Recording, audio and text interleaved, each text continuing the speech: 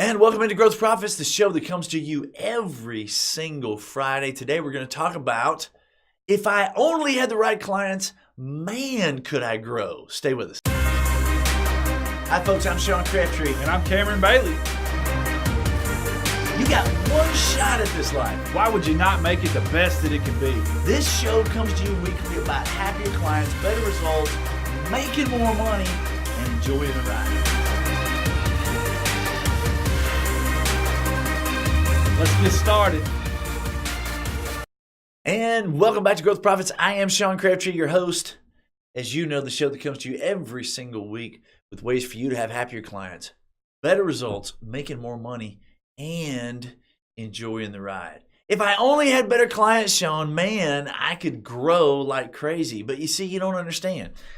In my area, my clients can't afford what it is that they need. They can't afford my services, or perhaps depending on your business, they only want what insurance covers. Or you don't understand, Sean, this is the poorest congressional district in the entire state, or whatever it is that you hear on a regular basis. If I only had the right clients, man, I could be successful. Why are we talking about this? Because you already know why we're talking about this. Whatever it is that you and I believe will absolutely determine our outcome. And so if I'm going to challenge this myth that you may be having in your head, or maybe that you're hearing from somebody else, if I only had the right clients, I could grow. If I only had the right clients, I could be successful. If I'm going to challenge that myth, then what is the best way to do it? Well, you know what? I could probably give you all sorts of stats to prove that it's not true. But at the end of the day, it's really about you challenging that for yourself. Now, let me tell you a great story. So this is one, by the way, that we've heard for quite some time. You know, Sean, I can't be successful in my area because I don't have the right client base. You know, so-and-so 100 miles away is in this area where the clients think differently, or the clients have more money, or the clients have different concerns, or the clients aren't, don't worry themselves about insurance, or fill in the blank, right? But I'm in this area, and in this area, I don't have the right client base, and the right client base is not even in this area. Now, here's the interesting thing. The last time that I heard this conversation,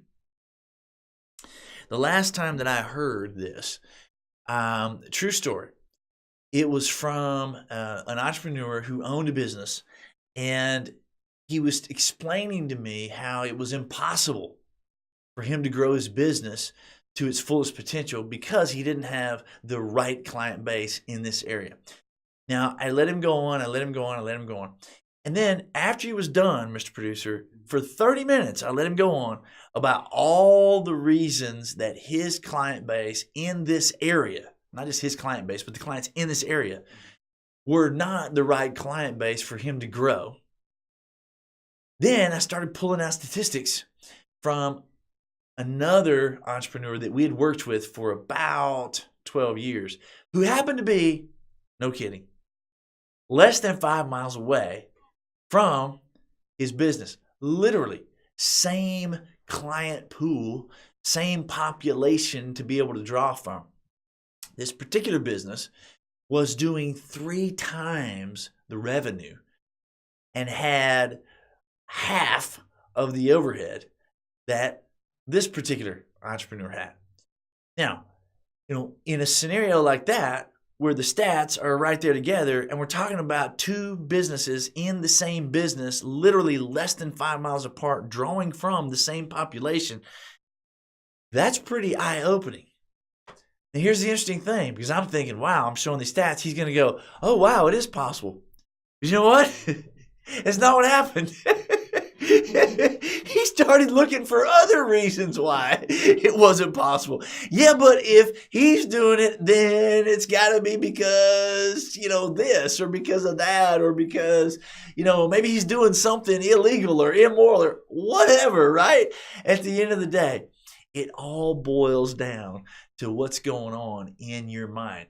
Here's what I would challenge you to think about. There's an old story, and I told this in a morning huddle that I did just the other day.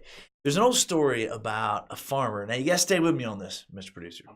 There's a story about a farmer who's sitting on his front porch, and a stranger walks up, and the farmer has his dog laying at his feet on the front porch. And so as this stranger is talking to the farmer, the dog is moaning and groaning. And so the farmer and the stranger continue to talk, and the dog continues to moan and groan. And finally, the stranger turns to the farmer and says, "What's wrong with the dog?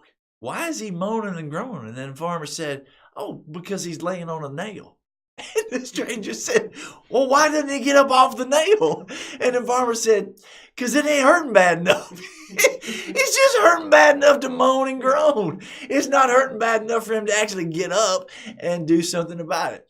Ask yourself, all right, if you really sincerely believe at the deepest level that the right, quote, the right kind of clients do not exist in your area, if that's really, really true, then is it something that you plan to do something about? I mean, do you plan to go institute some marketing programs and campaigns and so forth to go beyond your area? Or is it maybe a better approach to first, before I continue to moan and groan, maybe I should dive in and take a look and see if it's possible if this might just be my belief. And I can tell you, one of the things we've learned is 100% of the time, it is absolutely 100% of the time, it is your belief.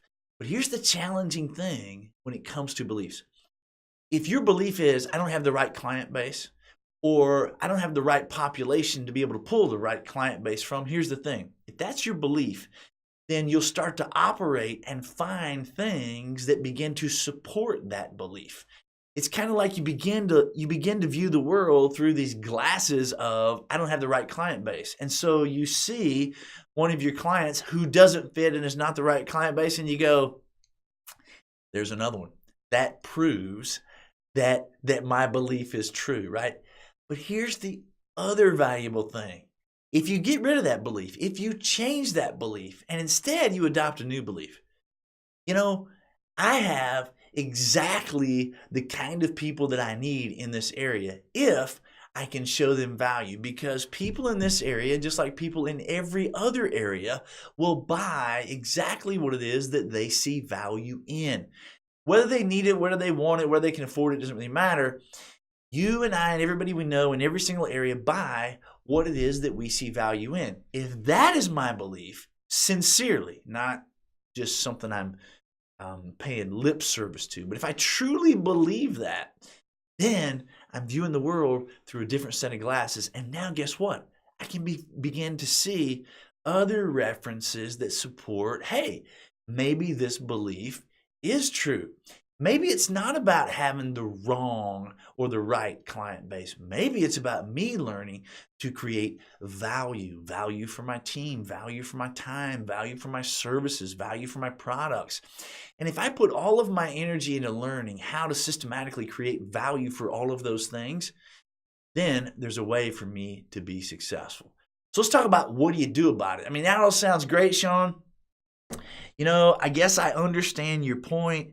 But dude, you got to give me some steps. Like, what is it that I can actually do? Philosophically, I get it. I got to change my belief. But how the heck do you do that? And how do I go about it? Well, you know what? I don't know that there is a right or a wrong way to do it. But here's what I would tell you to do. And I kind of just talked about it in that story a little bit. But if we break it down into steps, here's what I tell you to do.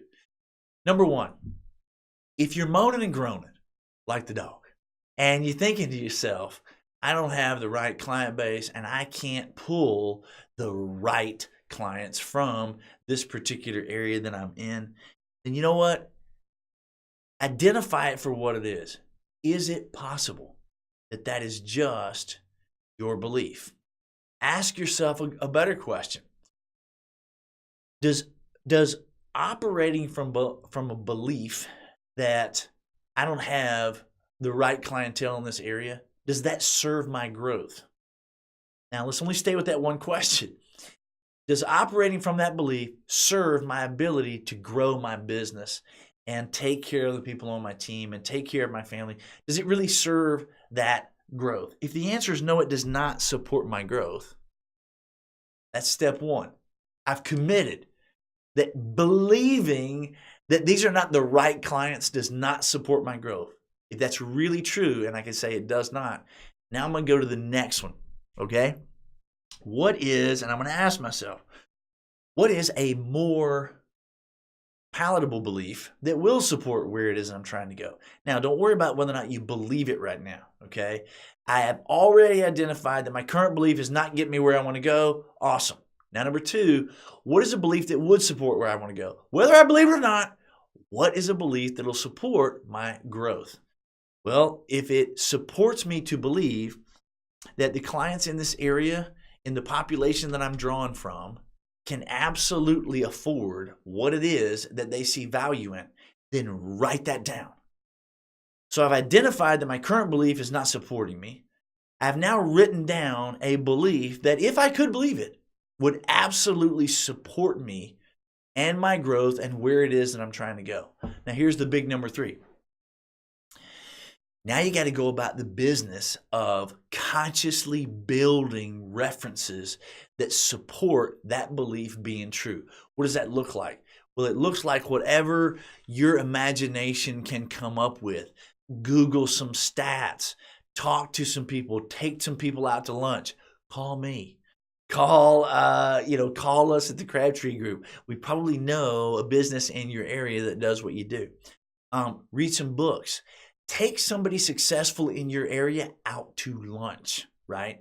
Begin to pay attention to, outside of the products and the services that you offer, begin to pay attention to the clients that you're seeing on a regular basis and what are some of the other services, products that they buy, right?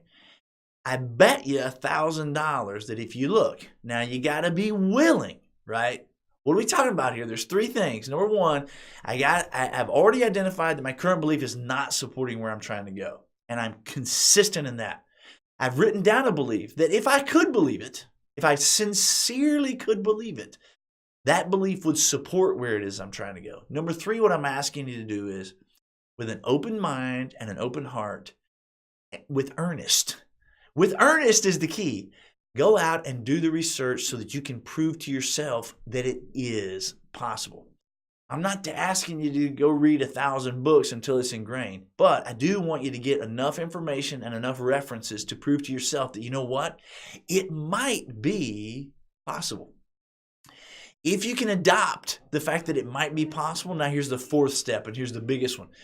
Now, put every single ounce of energy that you have into learning how to create value for yourself, value for your team, value for your time, value for your services, and value for your products. Forget whether or not you have the right or the wrong clientele and put all of your effort, all of your energy into an investment of learning how to create value. That's how it is that you grow your business. But it's not going to work in reverse. If you start with number 4 and you go try to learning how to create value, but what's happening is you're still holding on to the belief in number 1, you're not going to put your heart into it. You're not going to put your soul into it. You're not going to give it everything in earnest to be able to try. And the first time you run into a snag, you'll throw the system out the window and you'll go, see, told you it wouldn't work. Why? Because I got the wrong clientele. And now you're back where you started. If I only had the right clients. And it's a vicious, vicious circle. So you got to tack it in that way. If I only had the right clients, that's BS. Throw that out the window. And the way you do it is number 1. Ask yourself, does believing that actually support my growth, my team's growth? Does it support my ability to grow my business? If the answer is no, then number 2, write down a belief that would support your growth and where it is that you're trying to go. And then number 3, go about creating the due diligence with an open mind, an open heart, and earnest to getting yourself some references that prove through somebody else in your area and how they're successful. Now, you can't, Do the Google research, read some books, talk to some people, take some people to lunch, call some people, whatever it is you have to do, just enough to prove to yourself that it might be possible. And you got to resist the urge, because in the old way of thinking with that other belief, just like the story I told earlier, less than 5 miles away, if you got this mindset that it's not possible because I don't have the right clientele, then if that is disproven, if you're not careful, then you'll start going, yeah, but that person had a break that I don't have, or that person has something I don't have, or they got whatever. Throw all of that out the window.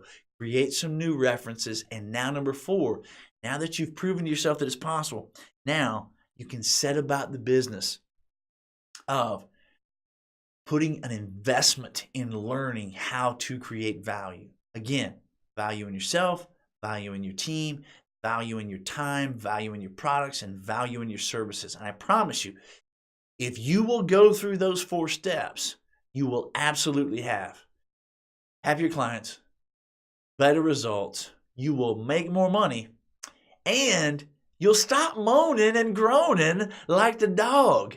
Instead, you'll enjoy the ride. And that's what it is that I want for you. I'm Sean Crabtree, and thanks for joining me on today's Growth Profits. Have a great week.